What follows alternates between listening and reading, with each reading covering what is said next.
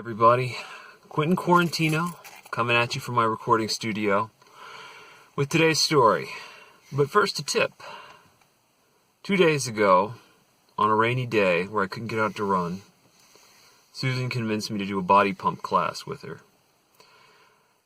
Don't tell her this, but that was 2 days ago and I am still incredibly sore. I'm not actually sure how I'm going to stand up out of this car when I get to the grocery store. Anyway, I've been throwing some crappy stories at you guys lately, but I wanted to actually tell one that I think is objectively one of my better ones. And it's a classic Chicago story that I call the Tale of Two Bandanas. So I moved from Florida to Chicago in early March of, it doesn't matter what the year is, it was early March. And it's still pretty raw up there, and I had drastically underestimated how cold it would be coming from a warm climate.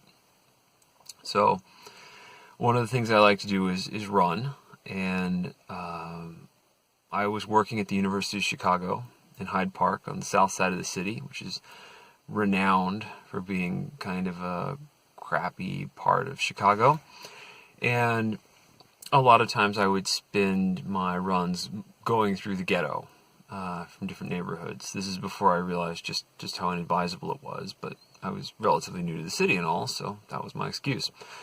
So I didn't have a lot of cold weather gear. I had a flimsy pair of gloves and some long tights, but for headwear I was pretty much nothing. And the only thing I had in my closet that I could wear on my head other than a baseball cap was a blue bandana, like a standard issue blue bandana. So I knotted it up on my head, sort of do-rag style, and I would go out running in the ghettos of Chicago. Now, some of you who have more life experience than I had at this point might think that was a bad idea, but I was oblivious. So I've been doing this for a week or two, and one day I'm at an intersection. I've stopped to wait for the light to change, and a homeless woman tells me that if I cross this street, I am possibly going to get shot. And I inquire why, and she tells me that I'm wearing gang colors and I'm about to cross into a rival gang's territory. And she assumed that I was in this gang, but was exercising in my unit's colors, I guess.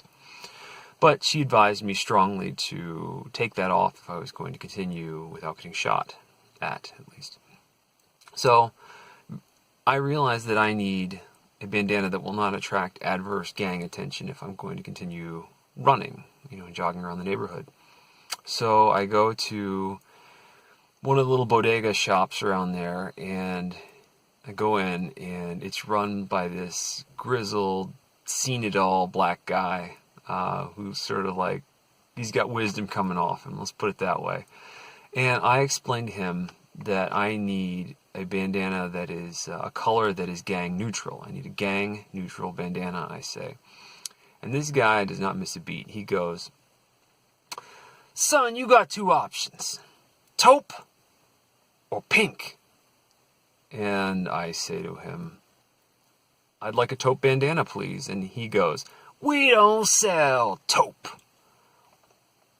I walk out of this place, and for the next month, until it starts to warm up, I'm running around Chicago wearing a pink bandana on my head.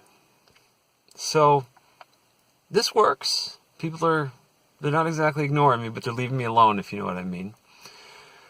So a month goes by, and I start to explore other parts of the city.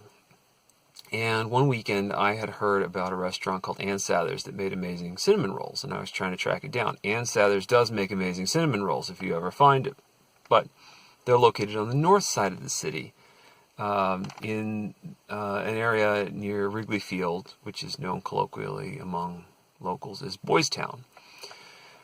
Of course, the reason it's called Boys Town is because it's the gay part of the city. It's very nice, but I'm in Boys Town looking for buns, wearing a pink bandana, and I get a little disoriented, and I stop to check my phone on a corner, and I am approached by a man whose voice reveals him to be a flaming homosexual. And I believe he's mistaken me for someone else because he says, and I want him to do a gay patois, which should nicely offset my grizzled black man patois from earlier. "Hey, Gary, you still like to play?" Well, I mean, I say, I'm surprised, and I say to him, "Play what?" And he realizes that I'm not Gary, and he's like, "Oh, sorry, never mind." So, whatever, I get it. Neighborhood and all.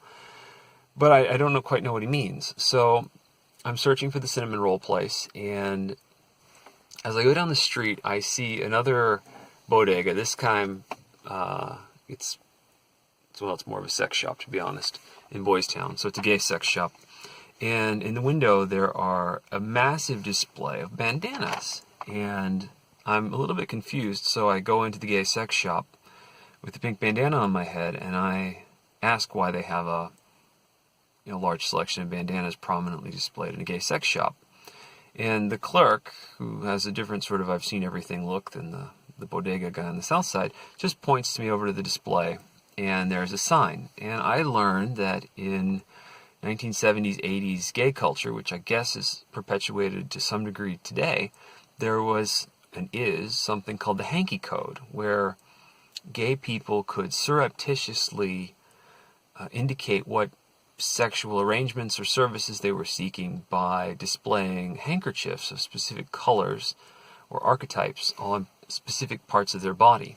So I go down the list of the hanky code, and I look to see what a pink bandana worn do-rag style on the head indicates, and I had been inviting myself to be violated in a sensitive area of my body.